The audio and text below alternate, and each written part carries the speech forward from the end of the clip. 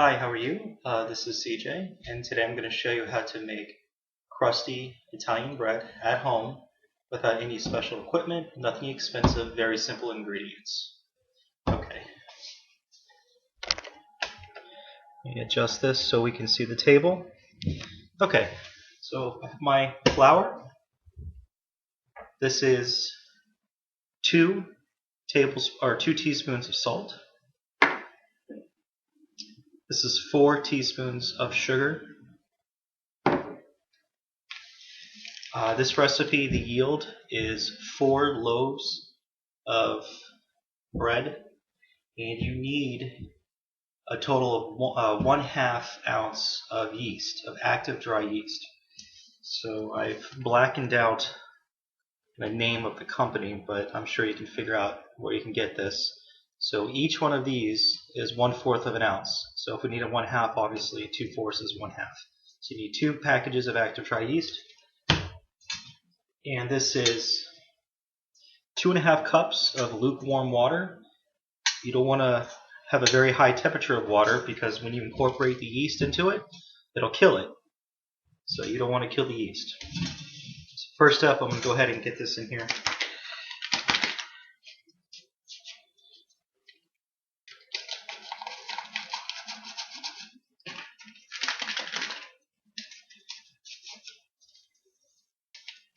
Okay. Okay, now using a wire whisk,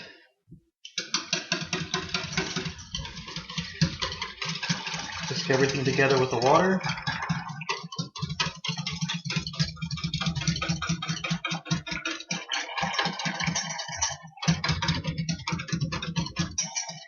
Now what you're looking for is obviously you want everything to blend in together. You also want this mixture to turn foamy. I'm not sure if you can really see it from here. There we go. Let it rest for a couple minutes, and the yeast will start to become active with the water, and foam will develop on the surface of this. That's when you know you're ready to incorporate this into your dry mixture, which is what we're going to go ahead and work on right now. So we'll put this aside.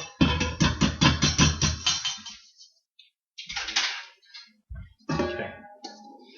So with the flour, you do not want to sift this, by the way. There's no need to sift it. This is unbleached.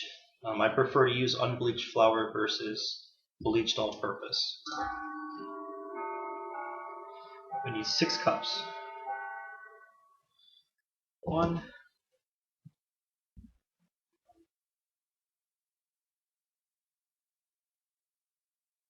2,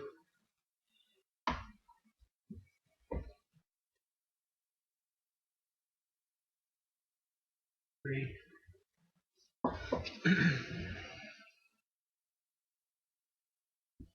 4, 5,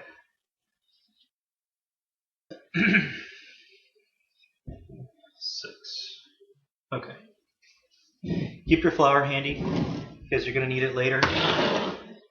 Just in case your blend is a little too wet, you want to go ahead and just add a little bit more flour into this.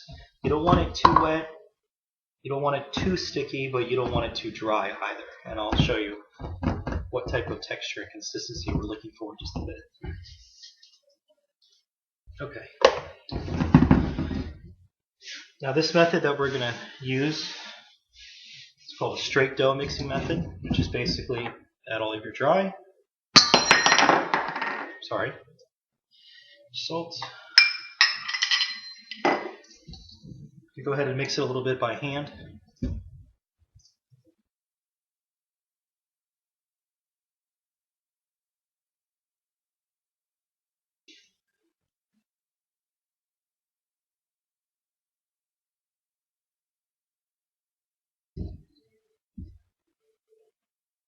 Okay. Just want to make sure this is evenly distributed throughout the flour.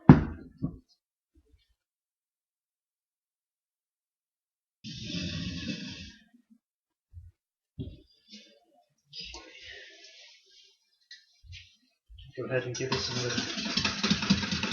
twist.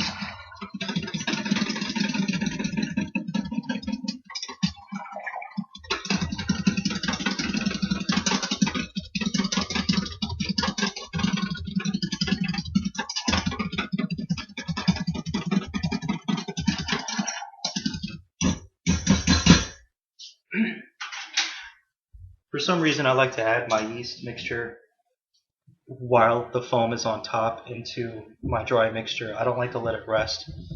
I don't know why, just a personal preference.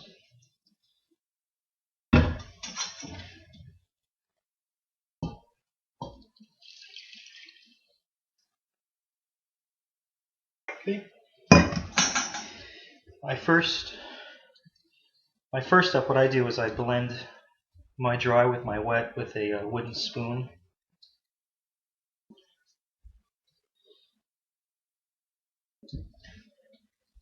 Then once everything is blended together, I'll go ahead and start using my hands.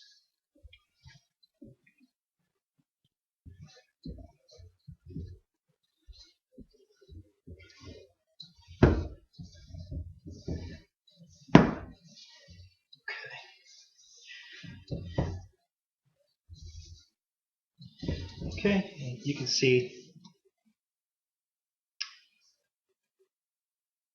the dry is pretty much incorporated with the wet.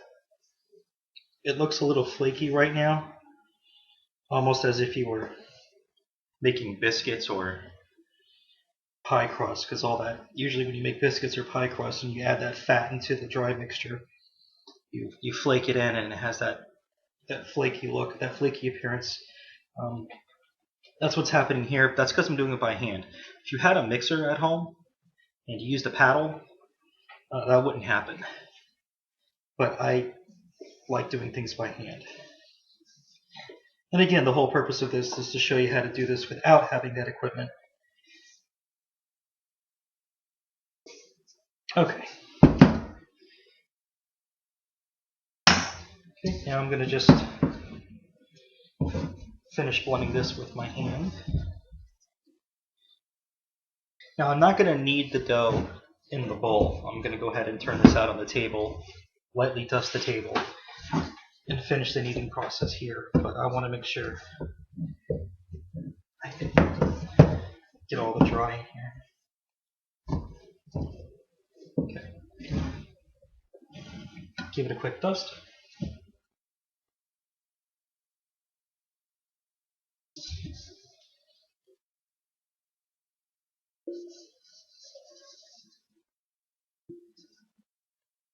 Okay. Now we're going to start the kneading process. I've seen people knead dough many different ways.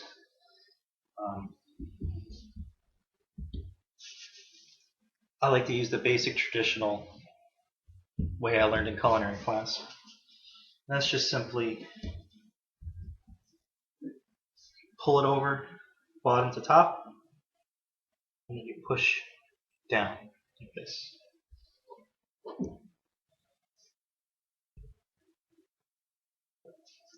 Pull it over like this, and push down.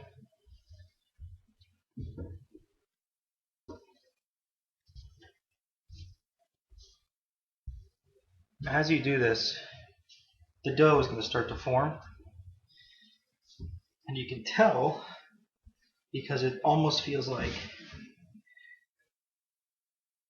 it's building up with air. It's getting some buoyancy to it, and that's the yeast reacting with the dough, with the gluten and the proteins.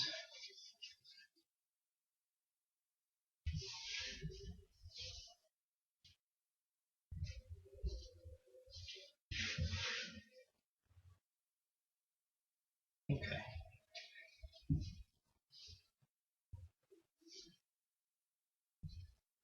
I'm going to do this for about 5 minutes. And once I finish, I will go ahead and get right back to you and show you the next step.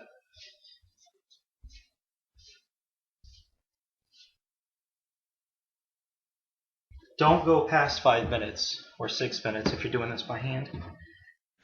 Because if you overwork it, it's not going to form properly.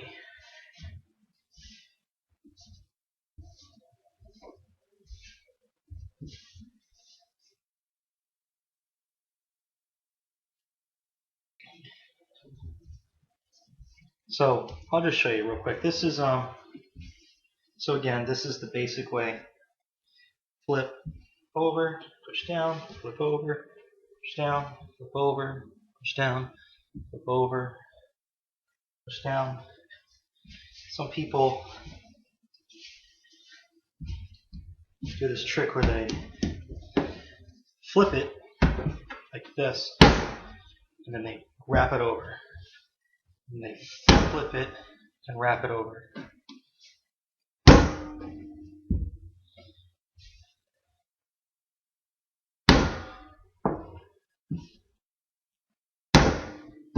Like that.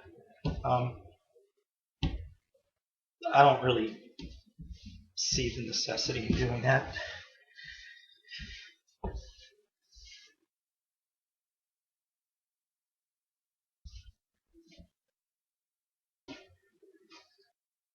Okay, so in about 5 minutes, I'll go ahead and get right back to you. And we'll show you what it looks like after I've heated this for about 5 minutes. And we're going to go ahead and rest it in a bowl.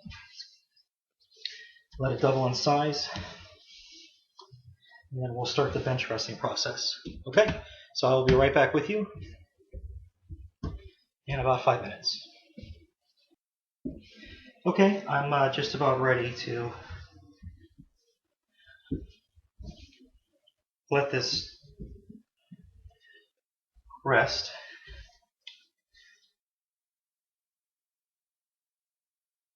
You can see it's still a little sticky to my hand. You can see how it's still sticking to it. That's what you want. You don't want it to be completely dry. Now it's sticking a little bit to my table too, you can see. Some people will take a dough blade and just scrape it up. The technique I use, I just move this in a circle.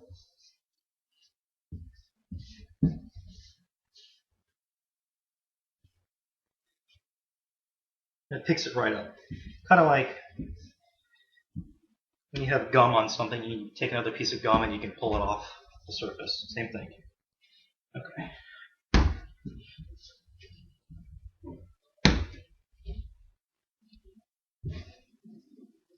Okay. And then that pull I was telling you about, there it is. Nice and elastic. That's what you're looking for.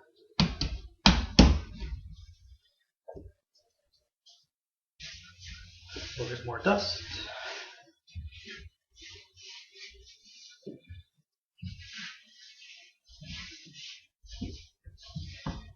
And the reason why I just dusted this at the end is because I'm about to put this in a bowl that is coated with a little bit of olive oil. And I really don't want that olive oil to seep into my mixture. So putting a little flour on the outside will help keep that olive oil from penetrating the dough. Okay. Alright, I think we're ready to go. You can see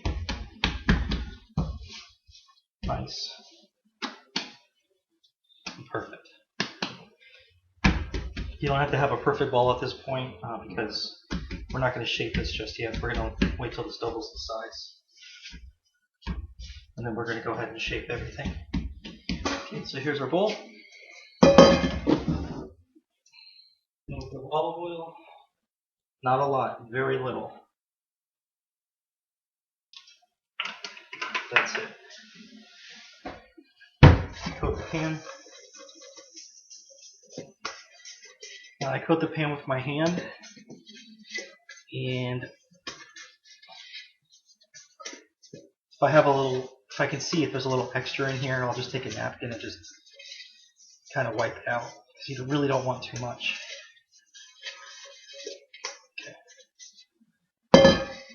Okay, so oiled bowl, take your dough ball, Throw it right in the center. Now you want to toss the ball in here and coat it.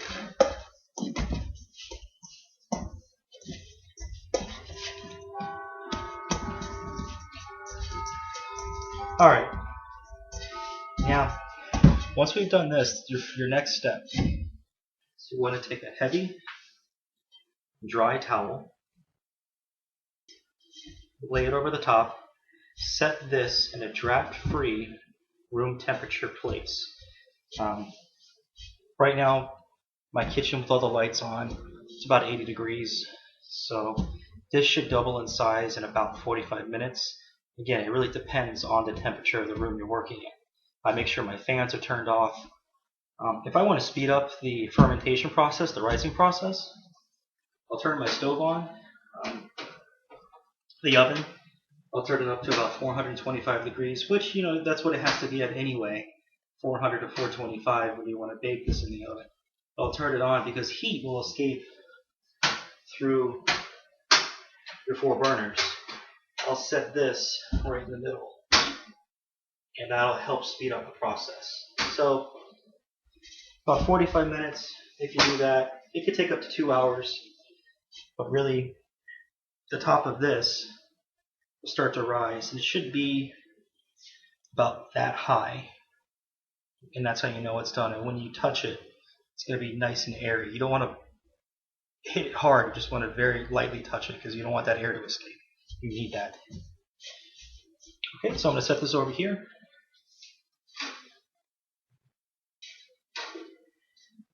And I will get back to you in about 45 minutes. And once that's double in size, what we're going to do is we're going to turn it out on the table again. I'm going to punch out the dough. I'm going to break it into, or separate it into 4 separate pieces. And that's going to be our individual loaves. We're going to shape our loaves, put it on a cookie sheet tray or sheet pan with some lined parchment paper. I don't have any cornmeal. I don't usually use cornmeal. That's what most bakers or professionals will use. You don't have to do that. Just dust it with some flour. You'll be fine. Once you do that, we're going to cover it again and let it rest. It's called bench resting. We're going to do that for about another 10 to 15 minutes. It'll double in size once again, and then I'll show you all that once we get back. Okay, so stay tuned. Thank you. Okay, it's been about 45 minutes, so we're going to go ahead and punch this dough out and begin the second resting process.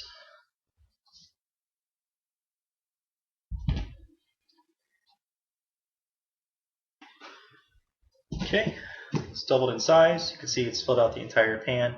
This was a little bit higher, but I checked it, and when I did that, air escapes when you remove the towel. But this is ready to go. So just adjust this so you can see the table.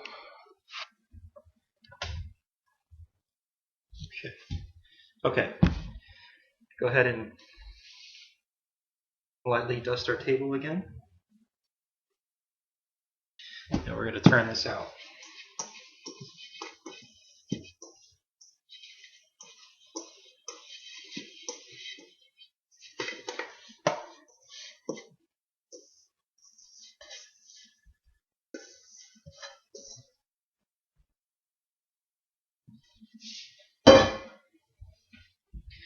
Okay, punch it out.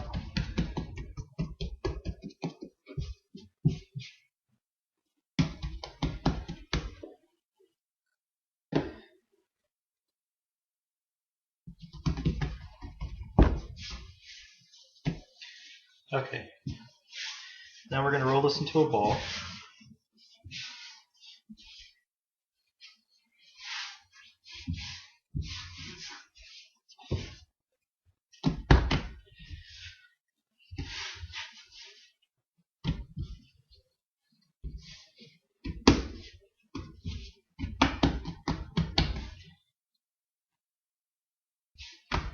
And you don't want to work it too much.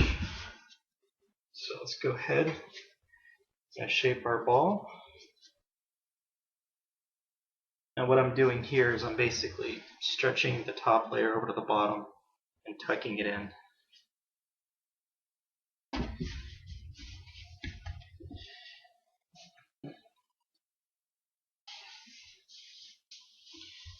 Okay. Now I'm going to divide this into 4 almost equal parts because I don't have a scale with me. You really don't need one. You can pretty much eyeball it. Got my dough cutter, my dough blade. So, just going to make a cross.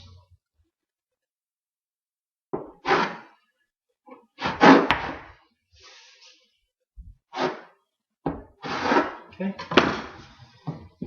Then we have our individual loaves. Okay. Now what we're going to do is we're going to stretch this. Some people will form their individual balls like this. Using that same method I just showed you where you tuck it under, you stretch it, so you got this almost perfect ball with a nice soft outer skin layer. And I'll set this down on the table like this.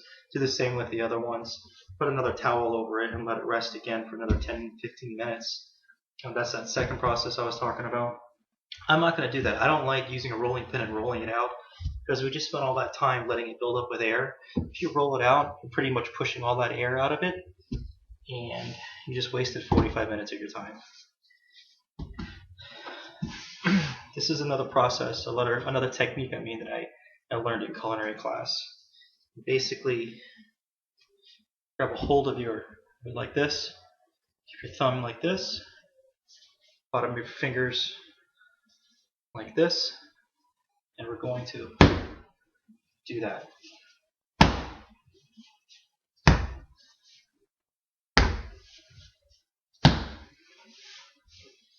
What I've done is I've stretched my dough.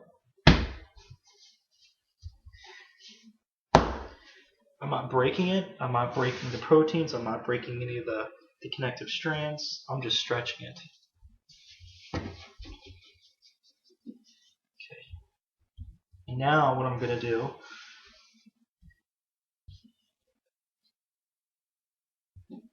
I'm going to form the skin, or I'm going to form the smooth surface by grabbing the back this way. Grab the back like this. You pull it over, and then you tuck.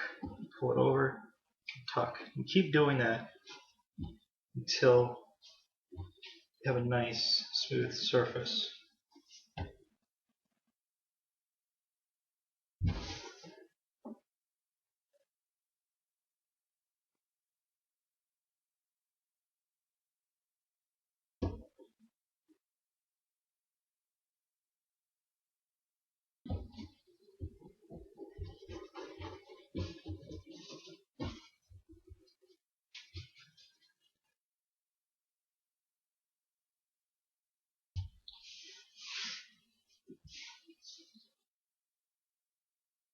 The purpose of doing that is because when you cook it, if you don't have a nice smooth surface on top and you have all these cracks, during the baking process, air escapes through the cracks, so it has a tendency to open up like this.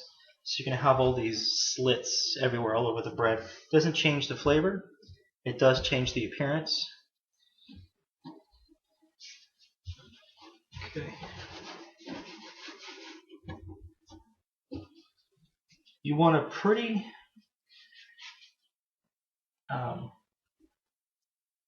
good sized loaf. You don't want it to be too thin and too long. We're not making French bread. If we're making French bread, you would work it out like this and stretch it. It would probably be about that long. We don't want to do that with this Italian bread. But you can. I mean, if you want to make like an Italian baguette or some type of bread, like a good size little piece you want to use for hors d'oeuvres or bruschetta, etc. Okay, we're going to dust. Over here I have a cookie sheet pan, parchment paper. We're going to dust this with flour.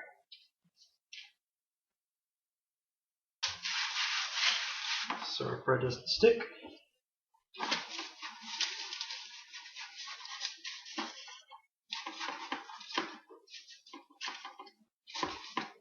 Got our first loaf on there and on to the second.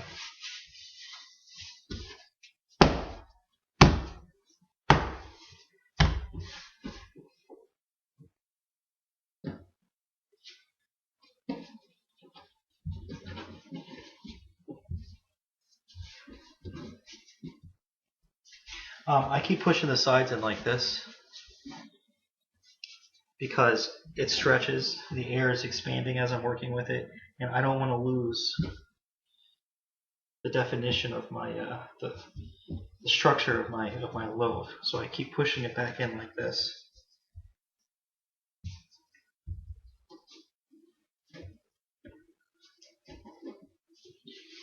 Okay, there's two.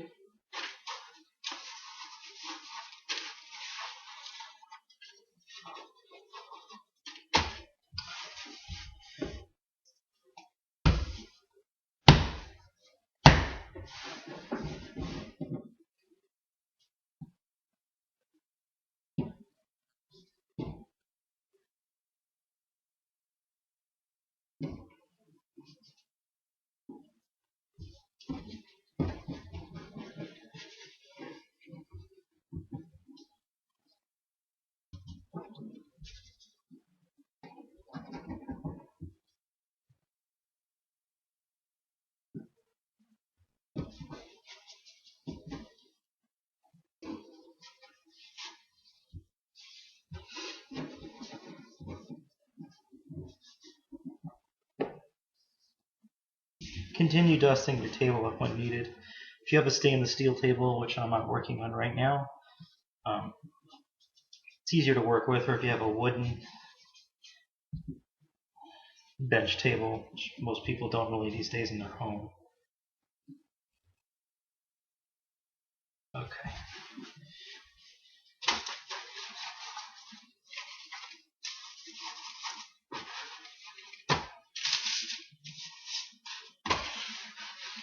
And the last one.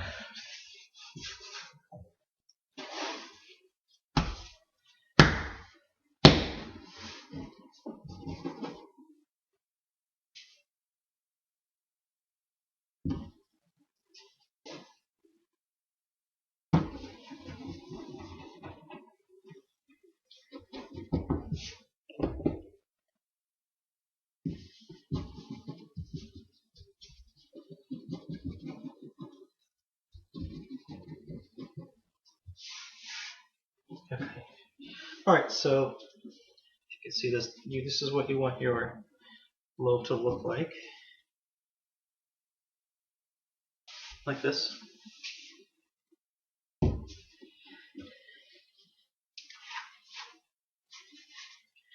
Now, you're really supposed to have about 2 to 3 inches of space in between each loaf. The reason for that is because I'm going to put a towel over this, and you can actually see these are starting to get bigger as they're just sitting here. But I'm going to put a towel over this, and these are at about 10 minutes, they're going to expand again, and they're going to connect right here. For presentation purposes, especially if you're working in a food joint, you really don't want the customer to see that you made one large piece and you broke them apart. I mean, it looks better if you have individual loaves, and that you can resolve that issue just by more space in between each one. I only have I'm using one cookie tray, so right now I'm just doing 4 loaves. That's okay. Right now, presentation isn't my priority. So when this cooks, it's going to cook together. It's going to proof again. It's going to come together. I'm going to put it in the oven. It's going to bake. And I'm going to actually have to separate and break apart each loaf. And you're going to see right here a seam where I broke it apart. And you'll typically see that at your local grocery store. Okay, now at this point, we're going to begin the second bench rest process. Same towel,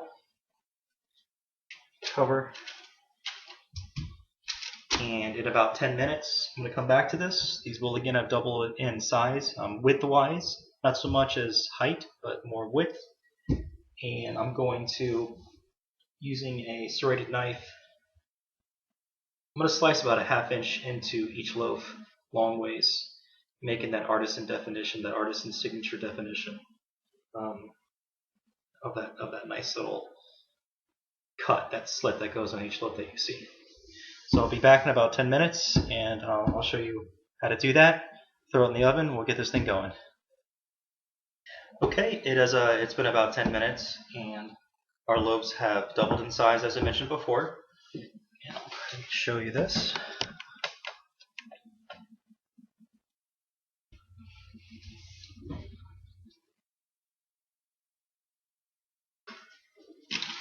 And you can clearly see, as I mentioned before, as they double, they're going to start to connect right here. But again, that's okay. All right, next step.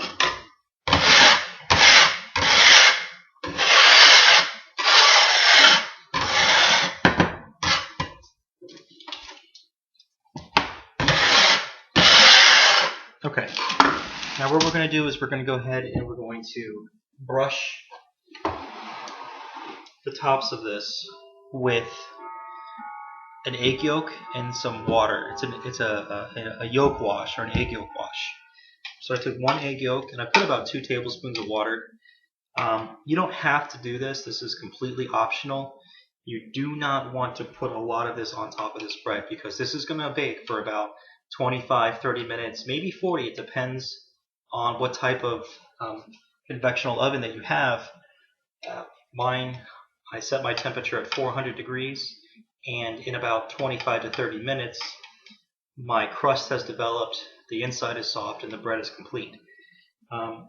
This wash, if you put a lot of it on there, will burn, so you don't want that much. And the purpose of it is basically color and appearance.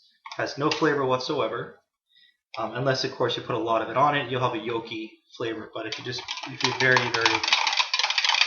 put very little on it, that's not going to happen.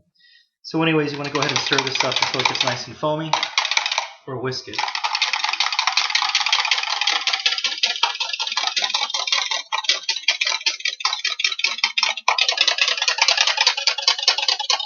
Okay, you can see it's got a nice foam appearance to it. Again, that's one egg yolk to 2 tablespoons of water. And I'm just going to go ahead and brush this. I'm brushing this first before I cut it because, again, for the appearance, if you cut it and then brush it, the entire loaf, the entire top of the loaf is going to have that same bright, shiny, yellowish color to it. And that's fine, but I like to show contrast in color. So by doing this first and then cutting it, it's going to be a nice shiny yellow outside around here, and the slice will be white. So again, it's just for eye appeal. And again, you don't really want that much on here.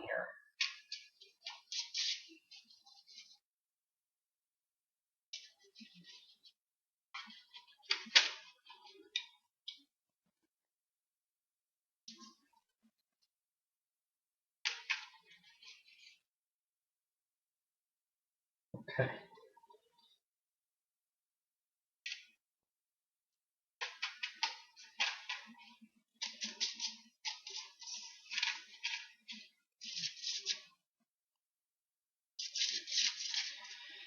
Alright, that's good enough.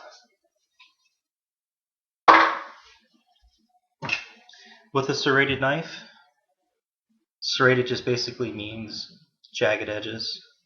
I don't use a bread knife because the edges are more intense. You can see more of the teeth. I prefer a carving knife, and that's because it's very, I'm not sure if you can tell. I'm sure those of you who are experienced with this, you know what I'm talking about, but those of you that aren't, you can see the teeth. They're very almost smooth, very small defined cuts in the blade. So anyway, the purpose of using this type of serrated knife as opposed to, I'll show you.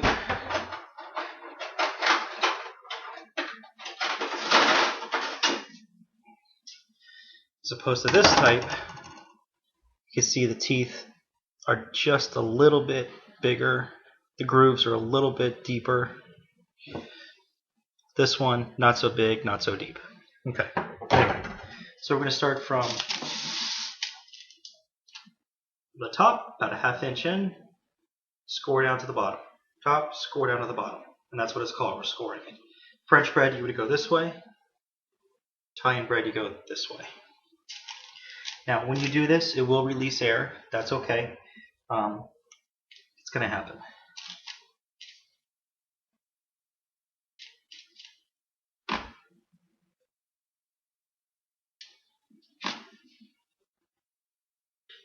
You can't, well, you can, but it's going to be a little difficult.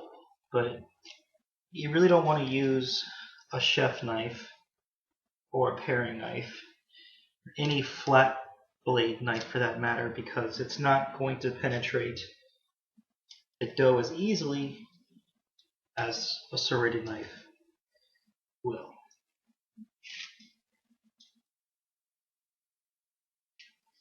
Okay.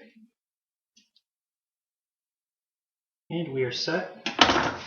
This is ready to go in the oven. My oven temperature is at 400 degrees, preheated. On the two bottom racks of my oven, okay, you can see it from here. I have these two pans. These two pans are full of water. The purpose of that water is to create and develop steam. That steam is going to create a crust on the outside of your Italian bread. The inside will be soft, very airy. It won't be dense. The outside is going to have a nice crust to it, and that's the purpose of using the water, putting the water in these pans. So if you're going to do that method, which I do recommend, preheat your oven first, put that water in there first, let it come to a boil first, then go ahead and put your bread in there.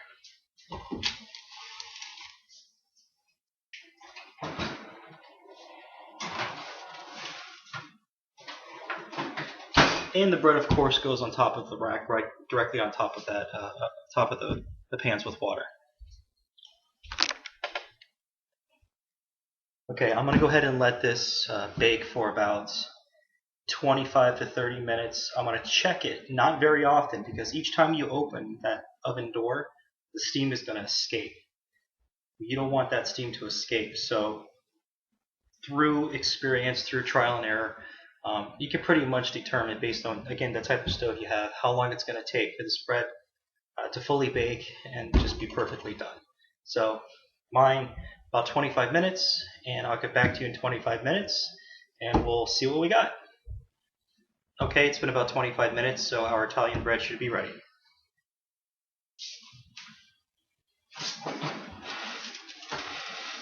When you open the oven, be careful. A lot of steam is going to escape.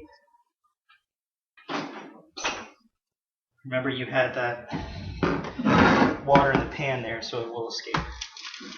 You don't want it to hit you in the face. Okay. Okay. Here's our finished product. You see the Italian bread. So I can pull it over here closer. That nice golden color. You can see where we went ahead and scored it along the top. And as I mentioned before, you notice that each lobe is now connected, and I'm going to have to break that apart. But again, for at home or for something that really isn't that glamorous or elegant, it's not that big of a deal. If you do want presentation though, and presentation is a plus, you definitely want to make sure you have 2 to 3 inches of space in between each loaf before you bake it. The bottom of this is not going to have the same color as the top. That's because I did not use a baking stone. Again, you don't have to use a baking stone. It's about $30, $40 to purchase. Again, the purpose of me doing this is to show you how to do this at home without any special or expensive equipment. Now what we're going to do, we have to let this rest. Because technically it's still cooking. That's called carryover. Anytime you take something out of the oven, off the stove, off the grill, even though it's not on direct heat, you still have that indirect heat inside going on. All those molecules are working, and it's still going to cook for a few more minutes. I do not want to mess with this. I don't want to break it apart. I don't want to open anything up, because if I peel or separate these loaves, steam is going to escape through these seams. I don't want that. I want that steam to stay in there. Let it finish cooking the inside so it's nice and airy and spongy and fluffy. I'm going to transfer this to a cooling rack.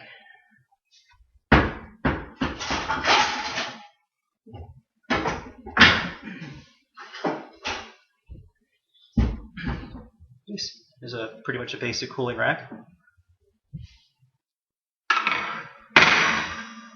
And I'm just going to lift up the parchment paper and transfer it.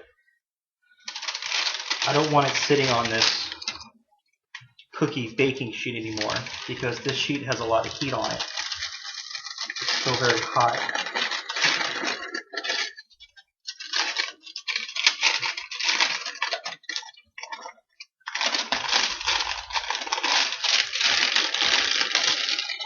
This is going to be interesting. Okay. It just wants to slide right off. Okay, there we go. Okay, and we're going to let that sit there 5 minutes maybe. And that's it. Your Italian bread is done. Nice and crunchy on the outside. You have a nice soft texture on the inside. You can make Philly cheesesteaks with these, sandwiches with these.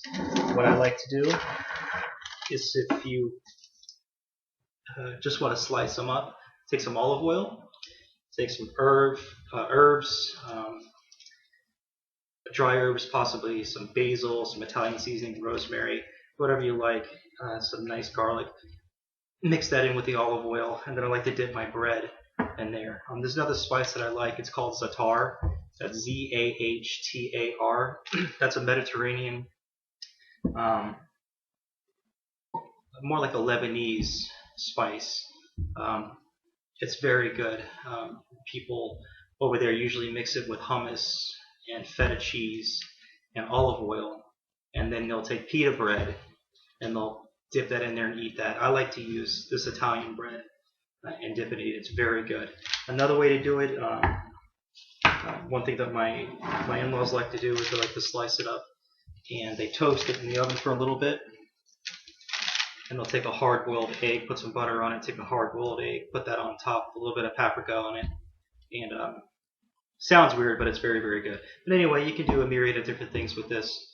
But this is your Italian bread. You did it at home. It's very easy, very simple, and it tastes very, very good. So thank you for watching, and I'll see you next time.